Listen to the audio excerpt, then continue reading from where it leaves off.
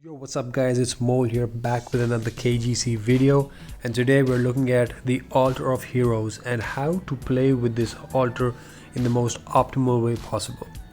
We're going to be looking at what it does, some numbers behind it, and then we're going to get into a game and see it in action. So let's quickly look at what the altar actually does. At 15 points, it gives you 15% chance to level up on a summon and a 15% chance to merge up. All that's nice, but how can you optimize this to your advantage when you're playing in game, and how to make the best use of your currency? Before we get into game, let's see how the value system works in this game, or how the silver mechanics work in this game. It costs you 3 silver to summon a hero. As you can see, the chart over here is given the tier list of the hero, the cost to build, which is how many silver it will cost you, and the selling price it. And then there's a column of value loss. I'm going to talk about that. Look at the first row. To summon a tier 1 unit, you need 3 silver. Now if you try to sell that tier 1 unit, it's going to sell for 2. So you lose 1 value, 1 worth silver. Now to combine a tier 2 unit, you will have to spend 6 silver. A tier 2 unit sells for 4 silver. You have lost 2 value. So 1 value is still being lost every 3 silver. Same thing repeats for tier 3 and tier 4, but something very interesting happens at tier 5. As you can see, it requires 48 silver investment to summon or merge up to a tier 5 unit, and it only sells for 20 silver. So there's a 28 value lost in terms of silver when you're selling a tier 5 unit versus a tier 4 unit which you have invested only 24 silver in. So this is, let's say, the tipping point of how the economy system works in this game. Now this chart is considering the hero altar is not active. Now let's look at what happens when the hero altar is actually active. So this is with the hero altar active, that 15% chance. The chart is a little complex. I'll go through it and explain what is what and how you should actually use it. So we just had a look at the chart of how the value system works.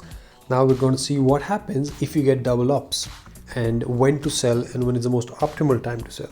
So the first row is the same. You summon a tier 1 unit with 3 silver investment, you sell it for 2, you lose 1 value. But the hero altar makes it so that when you summon for the first time with 3 silver, you might get a chance to become a tier 2 automatically. And when that happens, now that unit is going to sell for 4 silver, as we had seen in the previous chart, but the investment that you have done into it is only 3. So technically you're getting a +1 value for it. So you're earning silver rather than losing it. You're now at a position of higher total silver than you were when you started the summons. So if you look at the third row, it requires 6 silver to summon a tier 2 like standard is, and you lose 2 value. Although if 2 tier 1s double up to a tier 3, you've spent 6, but now the 3 can be sold for 8. So you get +2 value. So you've earned more silver back. And same thing repeats for the next tier up to a double off of tier 4. But as we've seen in the previous chart, it's at 5 where things take a turn around. And same thing happens here. Even if it doubles up to a tier 5 and you still sell it for 20, you still lose 4 value. Yes, the value loss decreases from -8 to -4, but it's still value lost. So what does all this mean? It means basically that when you're playing with, let's say, 15 hero points or 15 points in hero altar, the most economical way to sell is at a T4 unit. By doing this, you save the most silver and you lose the least value. Even if it doesn't double up, you lose lesser value. If it does double up, you have a chance of gaining value. So you might have seen a lot of builds, a lot of final teams out there in the arena and in PvE who have, let's say, 5, 6 tier 4, tier 5 units. They have 3 tier 7s. It's pretty crazy sometimes. That's all because of managing your hero altar effectively. So let's jump into game and see how this actually works and how you would play it when you're in an actual scenario. So for this example, I'm going to be playing a Aramis gang build, and this is on chapter 510. So let's see, let's just play through it. I'm going to fast forward some parts and see how effectively we can make this hero altar work. So we start off fairly simple, and over here, let's see, as I was selling in the chart, a tier 1 sells for 2. We don't want to do that, of course, not with Aramis. We're collecting Aramis. Let's see Perfect, look at that, we got a double up. Let me check on this. Perfect. So the first Aramis, we have spent 3 plus 3, 6 silver, and if I sell this I only get 4 back. But the second Aramis, I have still spent 6 silver because it was 2 Aramis of tier 1s, but this doubled up to a tier 3, and if I sell this I get 8 back. So by selling this unit I earn 2 silver. By selling this unit I lose 2 silver. Of course we're not going to sell the Aramis, but you get the idea. At this stage I know I'm quite strong enough on round 2 to clear it without having to bother to summon more units. So these T1s over here, don't sell them. If you know you're good on your board, don't sell them. Just keep playing because you are trying to look for that RNG to hit you and get double ups on the other units as well, so you can sell them. Let's summon some more. Perfect. Oh, another double up. That's good. Let's keep going.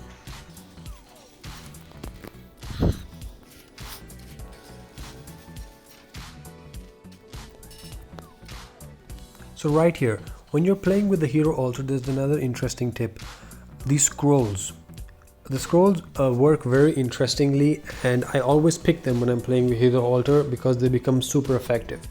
What does a scroll do? A scroll is basically a hero altar in itself, a mini hero altar. This one is summon a tier 2 unit for the next 2 summons.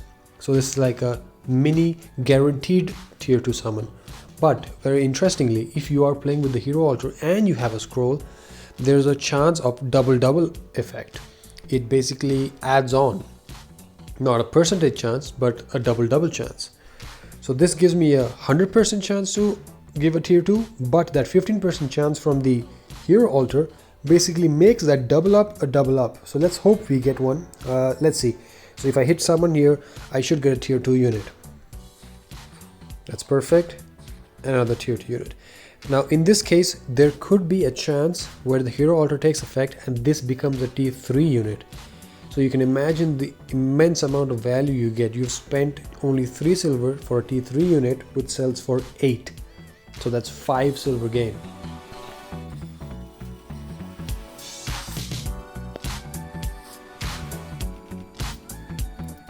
Alright, here we have 2 more chances. Let's see. Oh, never mind.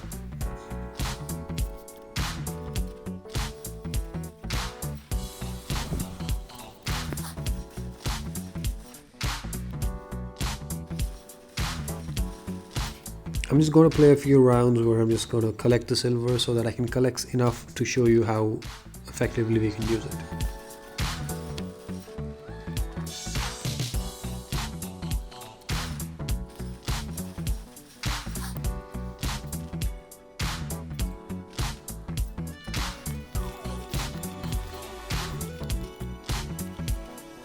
Alright, let's do some summoning here.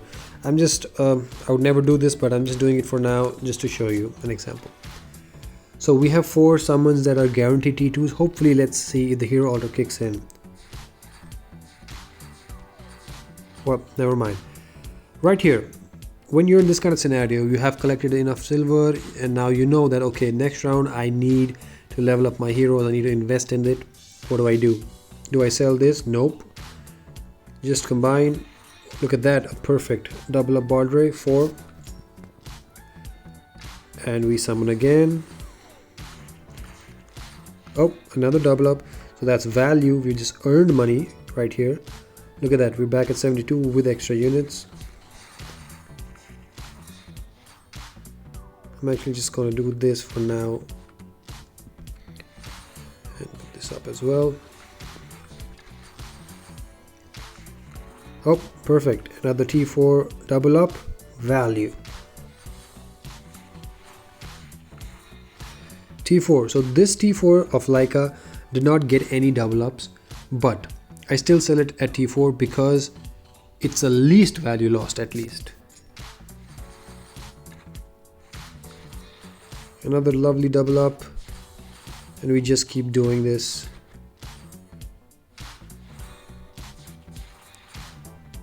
Beautiful. That was a double up on Leica. As you saw, it became a double up on T3 and a double up on T5.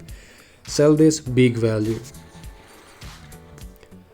So now when we're building our heroes, Let's see, we need 5 Aramis for the rapid. Of course this is not a rapid guide, but yeah. Oops, let's do this.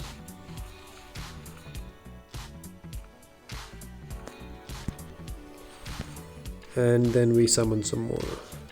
Oh, beautiful double up. And a beautiful double up. Look at that. Alright, at this point I still have 19 silver. My board is full. There we go.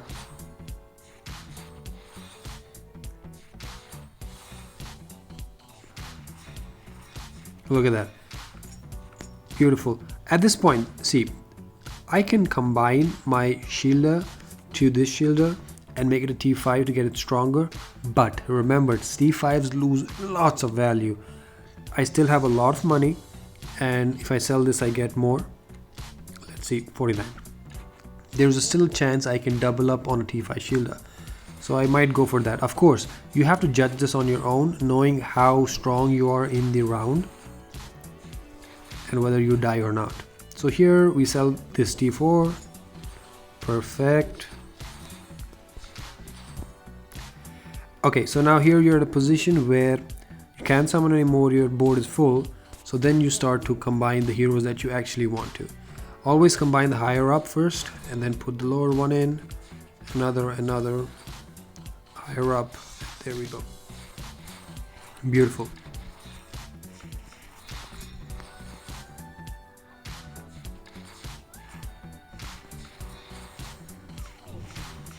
Double up, big value.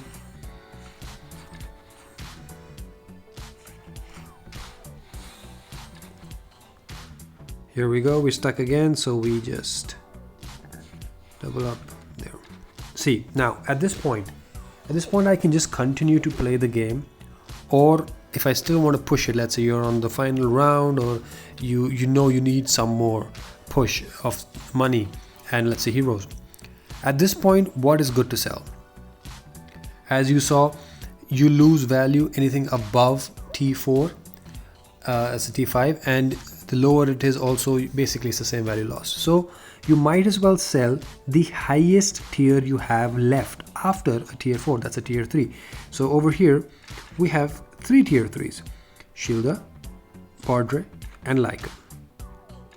Which one do I sell first? I personally would go for either Leica or Bardre. Reason being, I still need shielders for my build, I need her as a tank. But a Leica and a Bardre are not in my main build. Secondly, if I have a choice of selling this, I still lose 1 value every 3, and I have a choice of selling this as well. It's better to sell the tier 3 because now I might get a chance to summon another Leica that can double up. Alright, perfect, I sell that as well. Get back to the summoning game. Here we are back in the same situation. I am actually going to do this.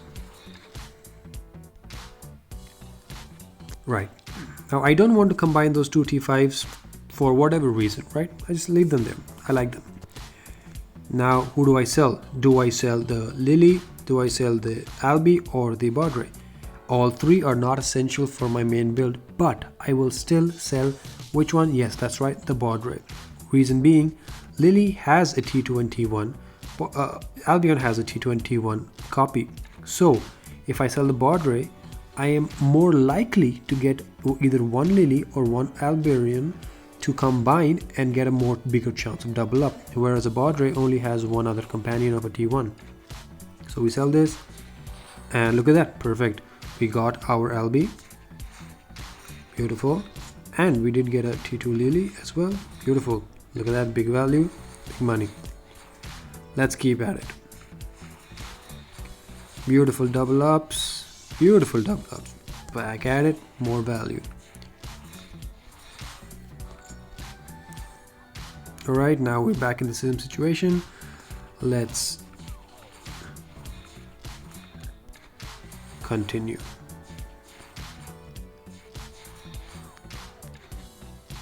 Alright, let's judge again.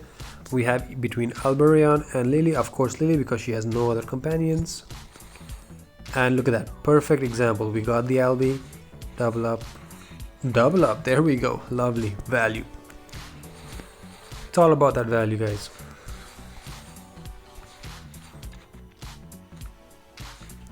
All right, what do we do now? Obviously the highest is this Baudry and she's alone. Beautiful. Double up, more value. Let's keep going. Beautiful. And let's do that.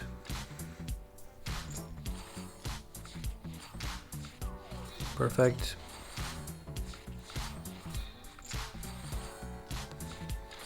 At this point, there's no T3, so what's next best? A T2.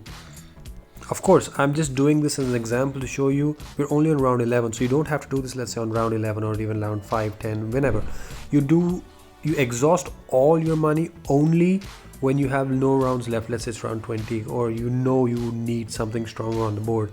But if you are playing continuously and you're confident that your board can clear the bosses, or sorry, the enemies, save the money, only sell T4s. Another double up, beautiful. Here again the highest is only Lily,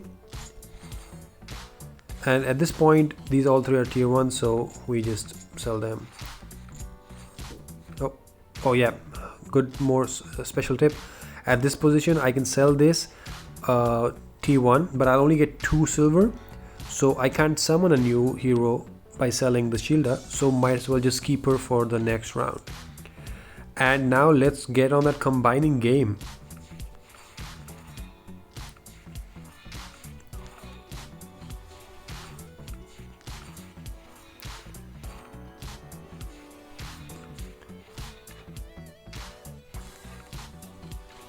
And look at that, round 11, chapter 5, I have 5 Aramis of T5. How easy was that? All I did was play the hero altar to the most efficient way possible.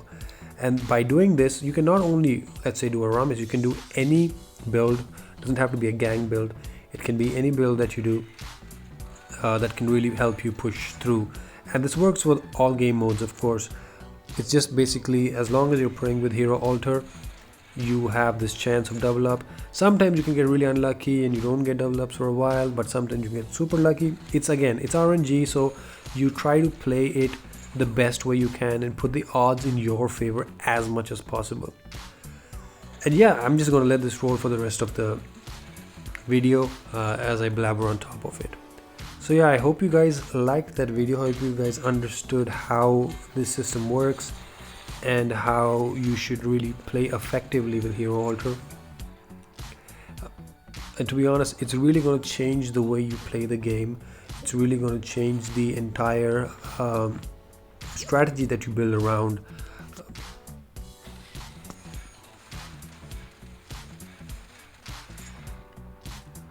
So I hope you guys liked that video of hero altar and how to play it effectively. Make sure to like, subscribe, leave a comment. You join our Discord, there's more guides just like this on it, written guides as well. And I'll see you guys next time. Thank you, bye bye.